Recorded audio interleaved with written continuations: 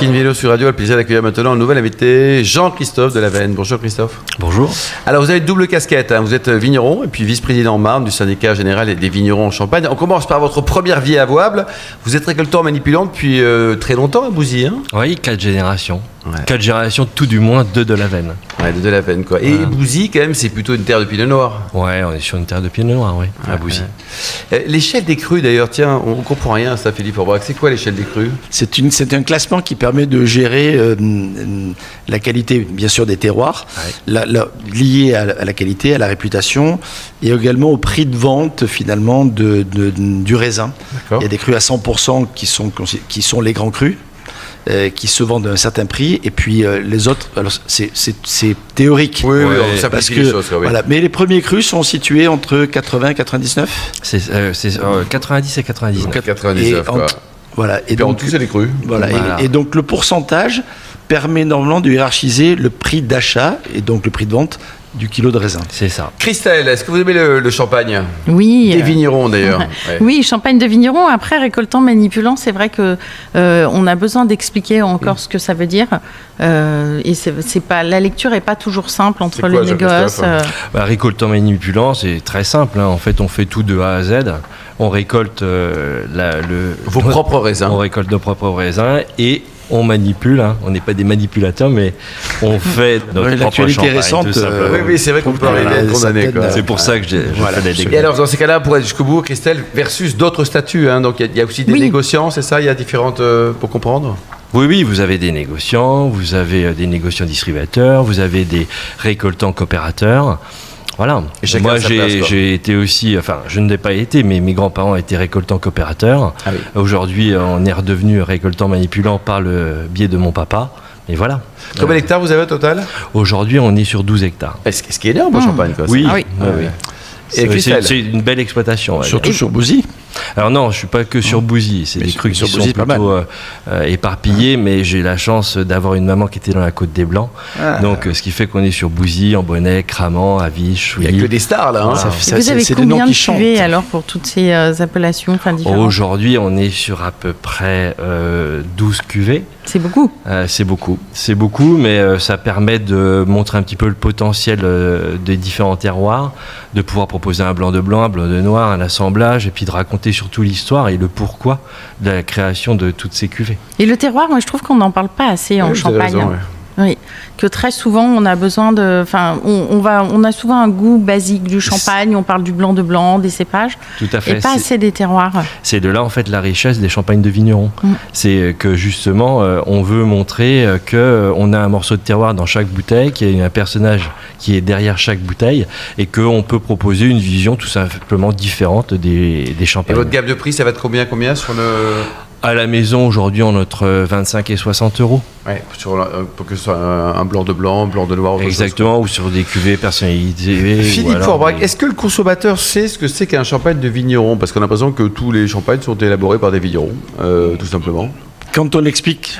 Quand on dit que c'est un champagne de vigneron, tout de suite, ils tiltent. Ils disent oui, bien sûr, effectivement, c'est un vigneron. Ils se posent la question de savoir si les autres ne sont pas des vignerons. Oui, c'est ça. Mais les grandes marques, les les gens savent que c'est une activité à une échelle beaucoup plus importante. Si on évoque Mouette, Tétinger ou les autres, Ruinart, toutes les grandes marques. D'ailleurs, il y a un syndicat des grandes marques qui travaille dans cet esprit-là. Bien entendu, c'est très différent. Le consommateur, je pense, est assez éduqué en termes de champagne. Vous pensez Oui, il connaît ces grandes marques. Et puis il découvre les vignerons. Et aujourd'hui, d'ailleurs, les vignerons ont plutôt le vent en poupe. Parce que, franchement, vous êtes ici pour les représenter aussi. Ouais. Et il y a un vrai engouement pour cette diversité champenoise. Alors qu'avant... On se réfugie derrière une marque. Oui, vous en vendez, vous avez dans votre gamme de champagne proposé.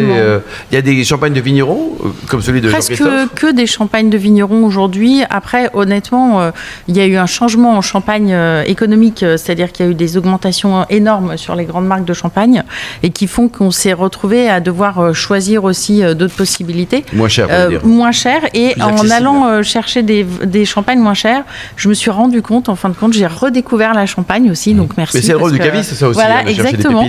Et en fait, aujourd'hui, j'ai, je dirais, 20% de grandes marques et tout le reste en champagne de vigneron. Qu'est-ce que vous en pensez, Jean-Christophe, des grandes marques? Parce que la Champagne a besoin de locomotives. Des gens qui sont mondialement connus. Et le prix du kilo de raisin commence à atteindre des délires. Enfin, c'est pas nouveau, quoi. Ça va s'arrêter, ça, ou pas? C'est pas nouveau, mais c'est assez haut. Oui, c'est assez haut, mais après, c'est pas nous qui faisons le marché. C'est les maisons qui amènent en fait le prix. Ça peut pas conduire à une grande crise en Champagne, ça toujours plus cher, en se disant. C'est déjà arrivé par le passé. C'est arrivé en 91 avec des crises où d'un seul coup le prix du kilo de raisin a rebaissé. On a combien là pour un kilo en moyenne? C'est-à-dire que vous êtes entre 7 et 8 euros. Ouais, donc là on a juste 1 kilo de raisin. Voilà. Sachant que pour faire une bouteille, il faut 1,2 kg. Donc, voilà. Là, on a ce qui fait que oui, vous avez à peu près 8,40 €, 9 € de matière première, ne serait-ce que pour faire une bouteille. Et ça, c'est important, je trouve, de le préciser, et notamment auprès des consommateurs, parce qu'il y a une légende autour des champagnes, parce que tout le monde a quelqu'un dans sa famille qui va en direct et qui achète parfois des champagnes à 15 €, alors qu'en fin de compte, quand on regarde déjà ne serait-ce que le prix de fabrication, on comprend que le champagne a de toute façon coûte un certain prix, et qu'une bouteille de champagne à 10 €, c'est pas normal, en fait. Et puis c'est surtout qu'on nous demande de plus en plus de travail au niveau de l'environnement, ce qui est tout à fait normal, puisqu'on est le roi des vins, donc il y a un moment, il faut quand même justifier tout ça, et tout ça amène énormément de travail. Donc des sous, des coûts. Vous les vendez bien, vos bouteilles? Oui, aujourd'hui, ça se passe plutôt bien. Combien de bouteilles vous avez en moyenne chaque année sur ce que Dame Nature vous offre? Moi, je suis entre 60 et 70 000 bouteilles suivant les récoltes. C'est encore raisonnable, c'est-à-dire que on arrive à bien les vendre avec une belle clientèle, quoi. C'est ça. Bon, après, c'est quand même pas mal de travail, et puis un travail aussi à l'export qui est de plus en plus intense. Voilà. Christelle? Vous travaillez avec quel style de client? Vous travaillez en direct avec les cavistes? En fait, sur la France, on est surtout avec des cavistes et puis vente en direct. Et puis après, sur l'export, on est beaucoup sur des revendeurs, des importateurs qui font le travail pour nous et qui expliquent. Et puis après, l'idée, c'est de les accompagner pour expliquer aux clients et puis montrer tout ce que l'on fait. Mais j'ai vu que vous étiez aussi en agriculture biologique, alors là je me suis dit quand même bravo parce que c'est courageux dans votre région. Et oui, mais oui, depuis 2020 j'ai lancé le pas, j'ai fait des essais depuis 2015 et en 2020 pendant le Covid, on avait un peu plus le temps de réfléchir et de regarder un peu la réglementation et j'ai dit allez hop, pourquoi pas. Et j'en suis ravi, mais surtout plus que du bio, je fais de la lithothérapie. Donc, et ça, alors c'est quoi cette bête-là? Donc là je soigne la vigne avec l'énergie des pierres.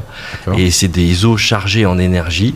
L'eau est porteuse de mémoire et ce qui permet de communiquer avec le végétal et de le défendre en fait aux agressions, pour le protéger aussi d'une vague de chaleur, le protéger du milieu. Mais concrètement, vous mettez des pierres sur les cèpes? Comment vous les mettez? Non, pas du tout. C'est des eaux qui me sont préparées par une dame qui s'appelle Valérie Descamps et que je travaille avec depuis maintenant 5 ans et qui me permet de les mettre directement en fait dans mon pulvérisateur, et on pulvérise l'eau sur le végétal qui rentre à l'intérieur du porc et qui permet de communiquer avec la vigne en fonction des différentes maladies que l'on veut traiter.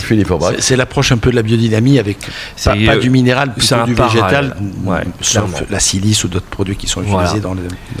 Allez, il faut boire français, il faut boire des bulles françaises. Merci beaucoup Jean-Christophe Delavenne. Vous avez un site internet pour prendre enseignement sur votre champagne? Oui, bien sûr, c'est champagnedelavenne.com.